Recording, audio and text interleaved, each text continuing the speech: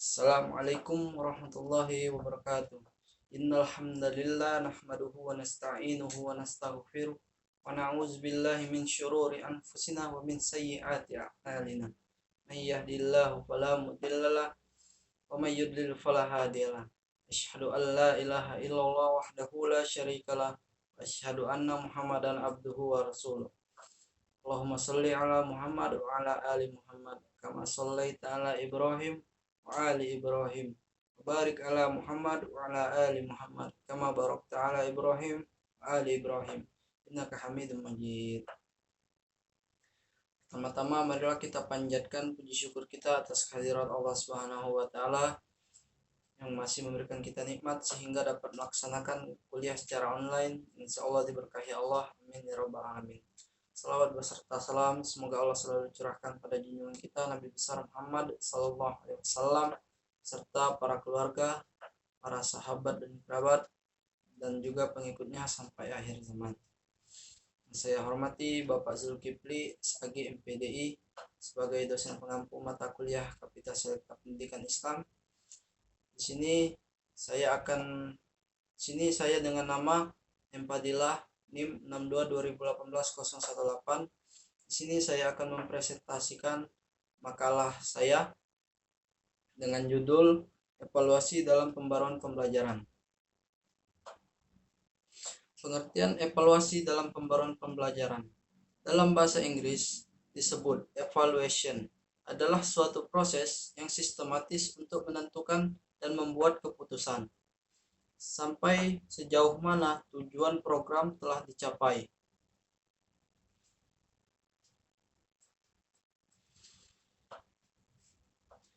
Memberikan pengertian evaluasi pendidikan adalah proses pengumpulan informasi dan menggunakannya sebagai bahan untuk pertimbangan dalam membuat keputusan. Dalam evaluasi hasil belajar dilaksanakan 3 tahap kegiatan, yaitu kegiatan mengukur, kegiatan menilai, dan kegiatan memutuskan. Ketiga kegiatan ini merupakan kegiatan evaluasi. Evaluasi hasil belajar dilakukan oleh guru selama proses belajar berlangsung maupun pada akhir kegiatan belajar mengajar. Jadi, kegiatan evaluasi meliputi pengukuran, penilaian, dan pengambilan keputusan.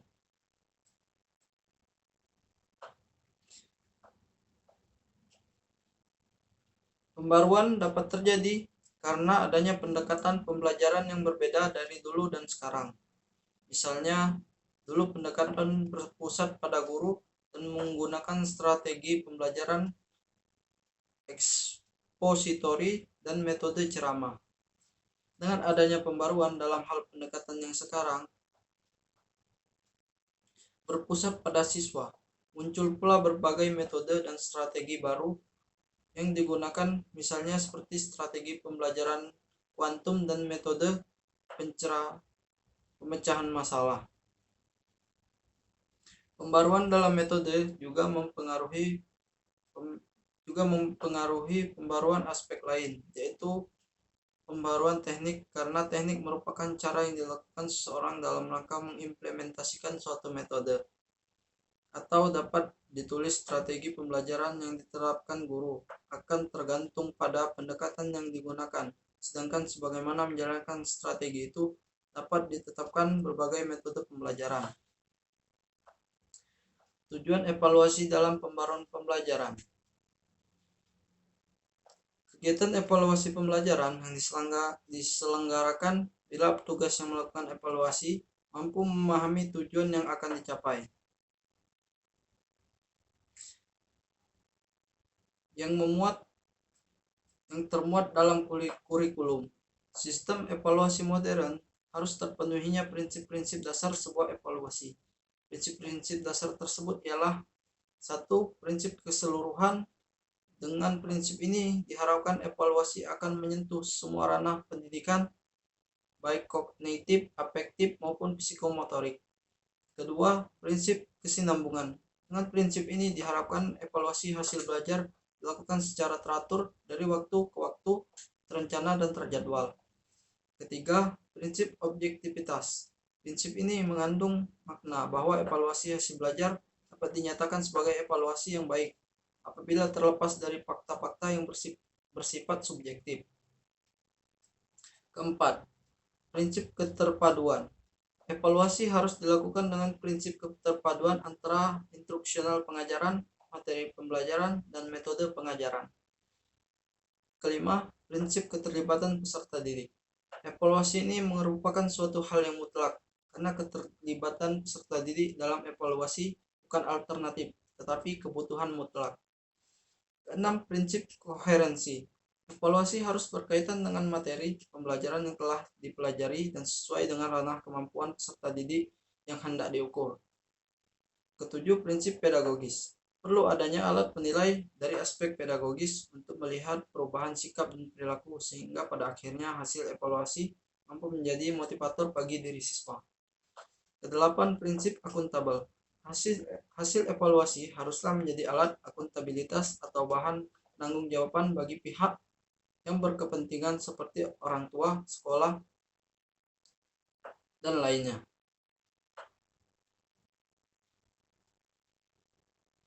Selanjutnya yaitu komponen dan jenis evaluasi dalam pembaruan pembelajaran. Menurut Umar Hamalik, ada 7 komponen dalam pembelajaran di mana satu dengan yang lain saling terintegrasi. Satu yaitu tujuan pendidikan dan pengajaran. Semua aktivitas memiliki suatu tujuan, termasuk aktivitas pembelajaran. Pembelajaran sebagai suatu aktivitas memiliki tujuan yang pasti. Tujuan pembelajaran berperan sebagai arah dan target pencapaian dari suatu kegiatan pembelajaran. Rumusan tujuan pembelajaran memuat kompetensi yang harus dikuasai siswa setelah mengikuti pembelajaran, baik kompetensi kognitif, afektif, maupun psikomotorik. Kedua, peserta didik atau siswa. Siswa merupakan komponen pembelajaran yang terpenting karena komponen siswa sebagai pelaku belajar dalam proses pembelajaran. Ketiga, tenaga pendidikan khususnya guru. Guru merupakan komponen pembelajaran yang berperan sebagai pelaksana dan penggerak kegiatan pembelajaran agar kegiatan pembelajaran berlangsung dan berhasil dengan sukses. Keempat, perencanaan pengajaran sebagai segmen kurikulum. Materi pelajaran merupakan komponen isi pesan dalam kurikulum yang harus disampaikan kepada siswa. Komponen ini memiliki bentuk pesan yang beragam. Ada yang hendak berbentuk fakta, konsep, prinsip atau kaidah, prosedur, masalah, dan sebagainya. Kelima, strategi pembelajaran. Metode pembelajaran adalah komponen cara pembelajaran yang harus dilakukan oleh guru dalam menyampaikan pesan atau materi pembelajaran agar mencapai tujuan pembelajaran. Keenam, media pembelajaran. Dalam aktivitas pembelajaran tatap muka, kehadiran guru merupakan syarat mutlak yang tidak dapat diabaikan, karena guru merupakan komponen yang penting dalam aktivitas pembelajaran.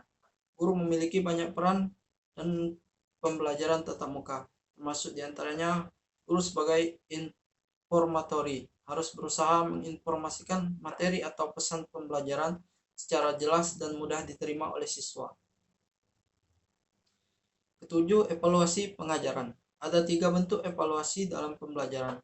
Pertama, evaluasi program. Evaluasi program pembelajaran yaitu evaluasi yang dilakukan untuk mengetahui seberapa kualitas program pembelajaran yang telah dirancang dan dilaksanakan. Kedua, evaluasi proses pembelajaran, yaitu evaluasi yang dirancang untuk mengamati proses pembelajaran yang sedang berlangsung.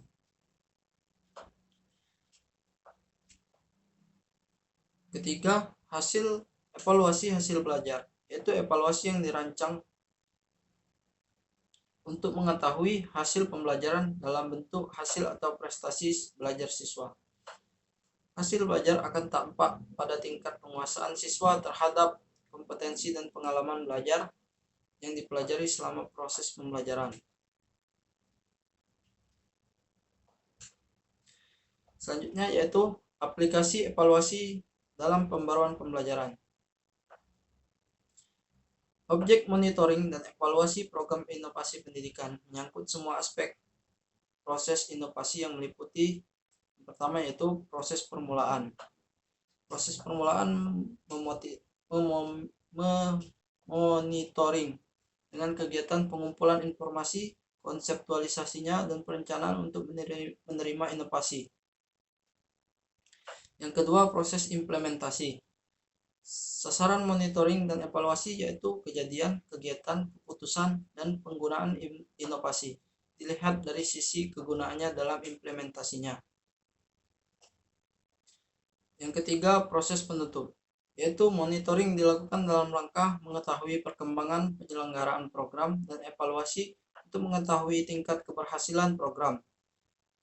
Mungkin itu saja presentasi yang dapat saya sampaikan. Lebih kurangnya saya mohon maaf. Pada Allah saya mohon ampun. Saya akhiri. Billahi fisabilil haq. Astabiqul khairat. Nasru minallah fatun qarib. Wabashiril mu'minin.